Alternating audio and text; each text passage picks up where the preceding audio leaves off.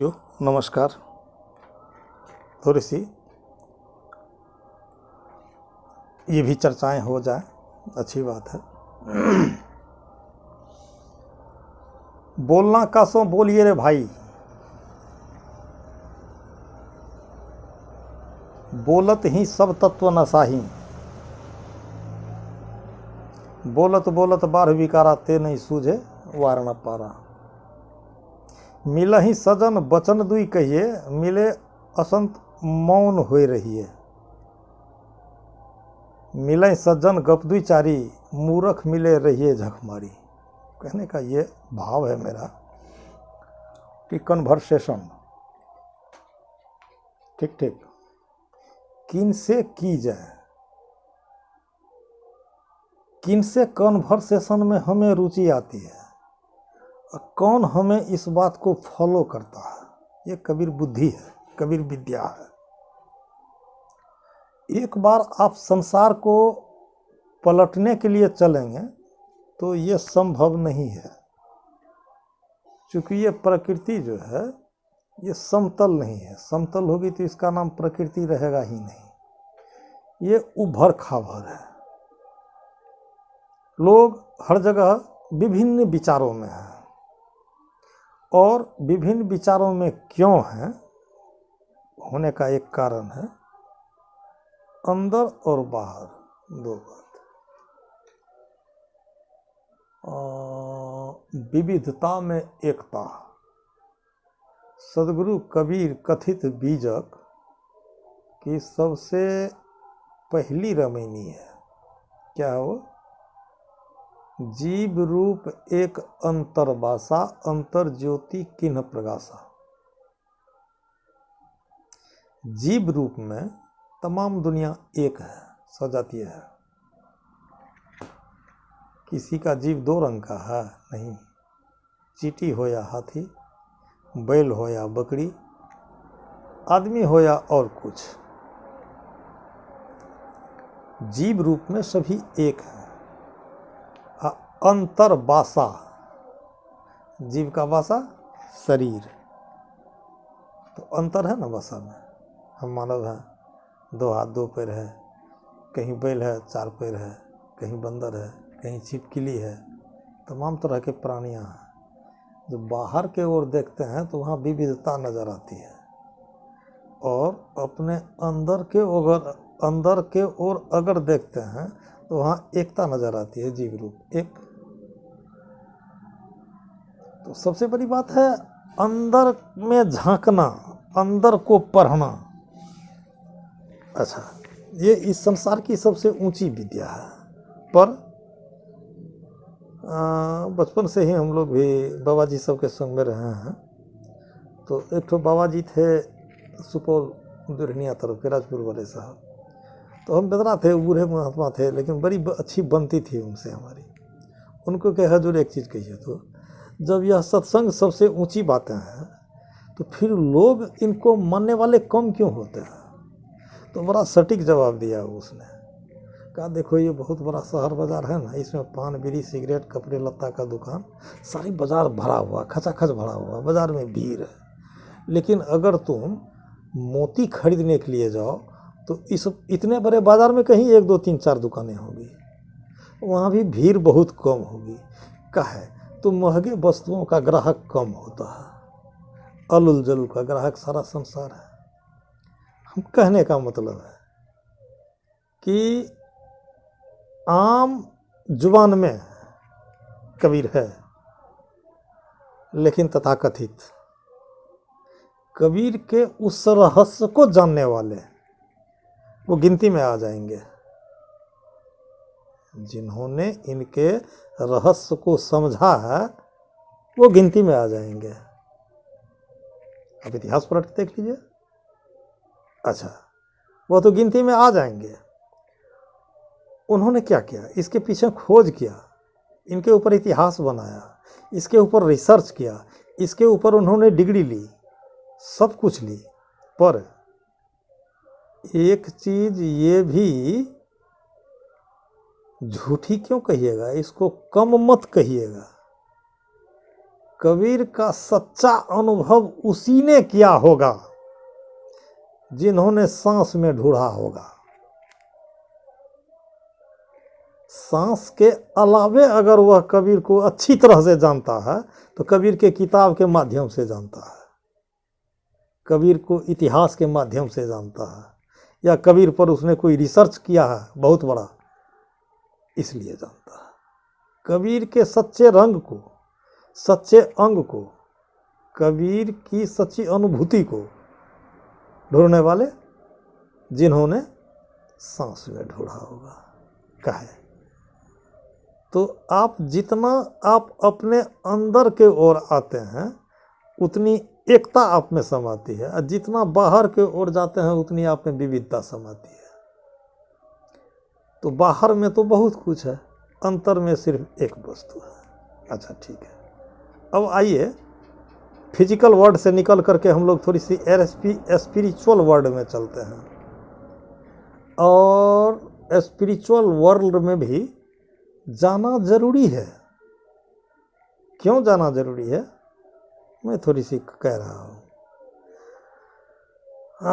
लोग जीवन को बेसुध मत समझें। क्या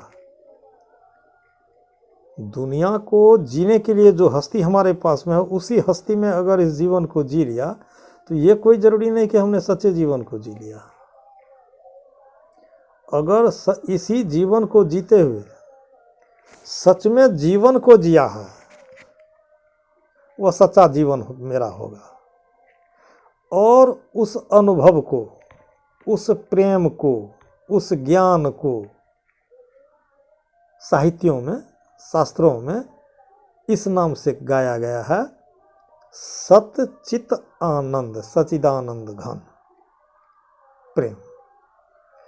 इस चित्त के सच्चे आनंद के आनंदों का, सचिदानंद घन, सत्य चित आनंद घन, एक आनंद नहीं, आनंदों का समूह, जो इस चित्त के सच्चे आनंद का समूह है, उसका अनुभव सच्चिदानंद हुआ। ठीक है, तो फिर ये बाहर कहाँ होगा? तो बाहर तो विविधता है। बड़ी बढ़िया एक पद में है, आत्मज्ञान बिना नर भटके, आत्मज्ञान बिना नर भटके, कोई मथुरा कोई काशी मोहे, सुनी सुनी आवत हंसी, जल बीच मीन प्यासी, मोहे सुनी सुनी आवत हंसी। मछली समुद्र की प्राणी है, जल में रहने वाली प्राणी है, उसका जीविका जल ही है। परंतु अगर उसमें मछली प्यासी हो तो ये आश्चर्य की बात है। तो क्या रहा होगा? या तो उस मछली को पानी पीने का ढंग नहीं रहा होगा। और एक चीज़ हम सुनते हैं कि मछली पानी पीती भी है, पानी में से ऑक्सीजन भी निकाल के सांस लेती है। यह दोनों कलाकारी उस मछली के अंदर में है। तो ऑक्सीजन उसको अलग करने का विद्या उसके दोनों गल्फर में है, और मछली ऑक्सीजन अलग करके सांस लेने का विद्या उसके दोनों गल्फर में है। अब मछली जब पानी पीती है तो मछली सीधा पानी में उलट करके नीचे की ओर जाती है, तो उसके मुंह में पानी जो जाता है उसको पीता है। ठीक है, तो मछली को भी पानी पीने के लिए एक उल्टा छलांग लगाना पड़ता है। तो हो सकता है हमको भी अपने अंदर का पानी पीने के लिए उल्टा ही छलांग लगाना तक। लेकिन जहाँ तक हमको बातें रास्ते रास्ते में याद आती है कबीर का आधुनिकीकरण, वो लोग इस बात पर हंस देंगे। ठीक है, चलिए हंसते रहिए, हंसते रहिए। अंदर के ओर आना, तो आप ज़रा सा विचार करें ना, आपके शरीर का जो बनावट है, तो इसमें कुछ ऐसे हॉल हैं, सुराख हैं, दरवाजे हैं, मुंह है, नाक है, आँख है, कान है। तो ये तमाम रास्ते जो हैं बाहरी दुनिया को मात्र अनुभव करता है, आंतरिक इसको कोई चिंता नहीं होती है। यहाँ से 20 मीटर दूरी पे अगर पलाश का फूल हो तो उस गंध को ये आकर्षित कर लेगा। लेकिन 2 फीट नीचे में आंत में जो मल है उसके दुर्गंध को ये कभी अनुभव नहीं कर पाएगा। ठीक है। आंख, दृष्टि आपकी जितनी जा रही है उतना उसको देख लीजिएगा, लेकिन आप अपने आंख को आज तक नहीं देखे होंगे। दूसरों को आंख को देखे होंगे, अपने आंख को आज तक आप नहीं देखे होंगे। या कहें मैं शीशा में देख लूँगा, तो शीशा जो है बड़ी गलतियों को तो ओपन कर देगा, वो छोटी गलती को ओपन न कर पाएगा। क्या है वो छोटी गलती? तो जैसे ही आप शीशा में देखिएगा तो ये दायां हाथ उठा करके आप दाएं कान पर ले जाइए तो इधर ना उसका हाथ जाना चाहिए, वो न सही छाया होगा। आईना, दर्पण सीधा उल्टा बताता है। आप ये हाथ उठा के यहाँ ले जाइए तो शीशा में भी यही हाथ उठ के यहाँ जाता है। इसका मतलब अगर सही में आप आँख को देख रहे होते हैं तो आपका दायां उसका बायां हो जाएगा। अपनी वस्तुओं को नहीं देख पाया तो फिर अपनी वस्तुओं को देखने का क्या औजार होगा? है देखिए साहब, एक छोटी सी बात है, उसकी गिनती हम लोग अपने यहाँ भारत में नहीं देगा लोग। कहे तो सिंगर है वो पाकिस्तान का, नाम है फरीद अय्याज। उदाहरण उसका हमको बड़ा इतना 100% सटीक बैठा। कहा देखिए जी आपके पास में आँख 2 है, ये मेरे अंदर में लोटा है। एक उदाहरण आपको समझाने के लिए बताया, ये लोटा है तो इस लोटे में ऊपर हुआ, नीचे हुआ, आगे हुआ और एक तरफ इधर पीछे हुआ, बायां हुआ और दायां हुआ, 6 दिशा हुआ। तो इस लोटे को देखने के लिए, इस शीशी को देखने के लिए, तो अगर मैं 2 आँखों से इस शीशी को देख सकता हूँ तो शीशी के ठीक 6 पहलुओं को देखने के लिए 6 दुना 12 आँख चाहिए ना हमको। या तो बारी बारी से इधर देखेंगे तो उधर नहीं देखेंगे, उधर देखेंगे तो इधर नहीं देखेंगे।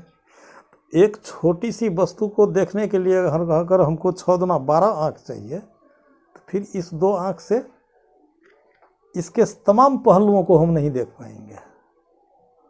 अच्छा ठीक है, मेरे घर की वस्तु है या धोबी के घर का गधा है, गधा पर एक बहुत बड़े निबंधकार गधा लिख दें, गधे के अंदर में कितनी हड्डी पसलियाँ होती है वो डॉक्टर आपको डिस्क्राइब कर देगा। लेकिन कुछ ऐसे गुण गधे में होंगे जिसका डिस्क्राइब अच्छा रहेगा कि धोबी ने तो धोबिन करेगी क्या। गधा गुंडा खा के कितना देर के बाद में घोलटता पलटता है, घास खाने के बाद कितना देर के बाद घोलटता पलटता है, या भूखा गधा कितने देर के बाद घोलटता। इस चीज़ का आइडिया उस निबंधकार और डॉक्टर को नहीं होगा, इस चीज़ का आइडिया उसी को होगा जिन्होंने गधा पाल रखा है। ठीक है, तो किसी भी वस्तु को सांगोपांग देखने के लिए तो आपके लिए तो 6 दुना 12 आँख आएगा नहीं, लेकिन आप डिस्क्राइब कर दीजिएगा अपने घर में रखी हुई वस्तु को। कोई पूछ दे कि इसका ये पटल कैसा है, वो पटल कैसा है, वो आप कहाँ से बता रहे हैं? क्योंकि उसको आपने प्रयोग में लाया है, उसका आपने व्यवहार किया है, इसलिए उसका आपको हर पहलू आपके त्वचा में समाई हुई है। वह त्वचा जो है आपका, उसको एक ही बार में सारी पहलुओं को देख लेगा, आँख नहीं, याद। तो सब कुछ देखने के लिए तो आपका वह याद न सक्षम है, तो याद के तरफ ना आना पड़ेगा। क्योंकि ये जितने दरवाजे हैं सब बाह्य संसार को ग्रहण करने वाला है। आपके आंतरिक संसार को ग्रहण करने के लिए इसी सांसारिक रास्ताओं से आपको अपने याद को आपको अपने अंदर लाना पड़ेगा। फिर आप अंदर के उस प्रेम का, अपने चित्त के आनंद का कुछ अनुभव कर पाएंगे।